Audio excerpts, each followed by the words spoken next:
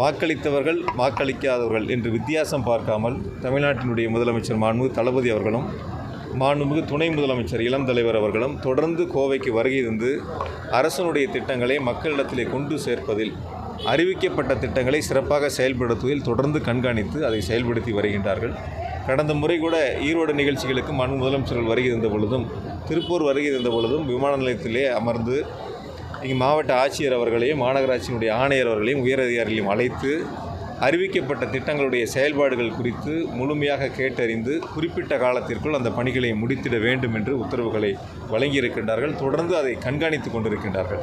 வெறும் அறிவிப்பாக இல்லாமல் அறிவிக்கப்பட்ட திட்டங்கள் செயல் வடிவம் பெற வேண்டும், குறிப்பிட்ட காலத்தில் மக்களுக்கு வழங்கிட வேண்டும் என்பதற்காக தொடர்ந்து கண்காணித்து வருகிறார்கள். சில இடங்களில் அறிவிக்கப்படாத மின்வெட்டு மாதிரி 2 மணி நேரமெல்லாம் ஆகுதுன்ற மாதிரி குற்றச்சாட்டு. ஏதாவது ஒரு இடத்த குறிப்பிட்டு சொல்லுங்கள் சகோதரரே, சும்மா பொதுவாக சொல்லக்கூடாது. ஏதாவது பழுது ஏற்பட்டிருந்தால் அந்த மாதிரி இடங்கள்ல இருக்கும். இன்றைக்கி நம்முடைய தேவையை விட கூடுதலான மின்சாரம் நம்மக்கிட்ட இருக்குது. கோடை காலத்தை சமாளிப்பதற்காக நமக்கு என்ன கூடுதல் தேவை ஏற்படுகிறதோ அது டெண்டர் மூலமாக பெறப்பட்டு முழுமையான நடவடிக்கைகள் அந்த பூர்த்தி செய்யப்பட்டிருக்கு. எங்கேயாவது ஒரு இடங்களில் இந்த வெப்பத்தின் காரணமாக பழுது ஏற்பட்டிருந்தால் அது சில பேர் என்ன நினைக்கிறாங்கன்னா, ஏடிஎம்கே பிஜேபிலாம் இதை ஒரு குற்றச்சாட்டாக சொல்லி எப்படியாவது கொண்டு போய் கீழே சேர்த்தலாமான்னு பார்க்குறாங்க. பொதுவாக தானே அவங்களுடைய கருத்தை தானே. குறிப்பிட்ட இடங்கள் எங்காவது இருந்துச்சுன்னா உடனடியாக நாங்கள் அதை நடவடிக்கை எடுத்து அந்த பழுதடைந்தது கூட உடனுக்குடன் சரி செய்யப்படுவதற்காக பணியாளர்கள் நியமிக்கப்பட்டிருக்காங்க. அதனால் கோடை காலத்தை பொறுத்தவரை இப்போ கோடை காலம் மட்டும் இல்லை, இனி தமிழ்நாட்டில் திராவிட மாடல் ஆட்சியில் மாண்புமிகு முதலமைச்சருடைய பொற்கால ஆட்சியில் தமிழ்நாட்டில் மின்சாரம் போதிய அளவு இருக்கின்றது. புதிய திட்டங்களை செயல்படுத்துவதற்கான அறிவிப்புகள் வெளியிடப்பட்டு அந்த பணிகள்லாம் தொடங்கப்பட்டிருக்கு. தமிழ்நாடு மின்சார வாரியத்தினுடைய வரலாற்றில் மாண்புமிகு முதலமைச்சர்கள் அறிவித்து வழிகாட்டி இருக்கக்கூடிய திட்டங்கள் செயல்பாட்டுக்கு வருகின்ற பொழுது முழுமையாக தமிழ்நாடு தன்னிறைவு பெற்ற ஒரு மாநிலமாக மின் தேவை பூர்த்தி செய்யக்கூடிய மாநிலமாக அமையும். ஏன்னா ஒரு 7000 மெகாவாட் அளவுக்கு தெர்மல் பிளான்ட் போடுவதற்கான திட்டங்களை மின்சார வாரியம் முன்னெடுத்திருக்கு. ஒரு 14,500 மெகாவாட் பம்புடு ஸ்டோரேஜ் ஸ்கீம் போடுவதற்கான திட்டங்களை முன்னெடுத்திருக்கு. 2000 மெகாவாட் அளவுக்கு பேட்டரி ஸ்டோரேஜ் செய்வதற்கான அந்த திட்டங்களை முன்னெடுத்திருக்கிறோம். இப்படி தொடர்ச்சியாக எடுக்கக்கூடிய திட்டங்கள் வரக்கூடிய ஆண்டுகளை கவனத்திலே கொண்டு 2030 வரைக்கும் என்ன தேவை என்பதை கவனத்திலே கொண்டு இந்த திட்டங்கள் இப்பொழுது செயல்படுத்தப்பட்டு வருகின்றன, நடவடிக்கை எடுக்கப்பட்டு. டீலிமிட்டேஷனுக்கு டேரக்ட் டீலிமிட்டேஷன் வேணும் சொல்லி இன்றைக்கி கூட்டம் நடக்குது சென்னையில். அடுப்புக்கொடி ஆர்ப்பாட்டம் பாஜக ஒரு மாவட்டத்திலும் வீடு முன்னாள் நடத்திட்டு இருக்காங்க. மாநில தலைவர் அண்ணாமலை பல்வேறு குற்றச்சாட்டுகளை வச்சு இன்றைக்கி சார் ஒரு விஷயம், ஒரே ஒரு வீடியோ நேற்று பார்த்தேன்.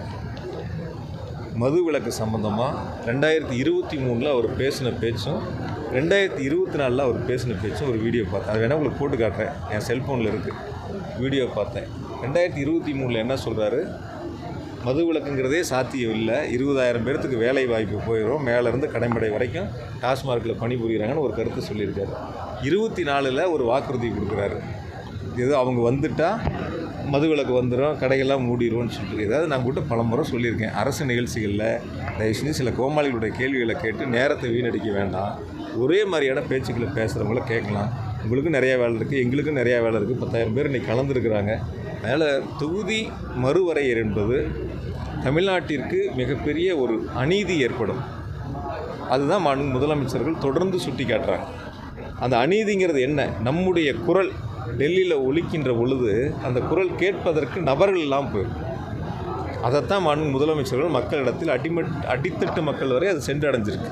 நம்ம உரிமை இருக்குது இல்லையா, நம்ம வாக்களிக்கிறவங்களுடைய உரிமை, நம்ம தமிழ்நாட்டின் உரிமையை காப்பாற்றக்கூடிய இடத்துல முதலமைச்சர்கள் இந்தியாவிற்கு வழிகாட்டக்கூடிய ஒரு ஆளுமிக்க தலைவராக அதை முன்னெடுத்திருக்கின்றார்கள். நிச்சயமாக முதலமைச்சர்கள் முன்னெடுத்திருக்கக்கூடியதற்கு இந்தியாவில் இருக்கிற மற்ற அரசியல் கட்சி தலைவர்கள் பெரும் ஆதரவை வழங்கியிருக்கின்றார்கள்.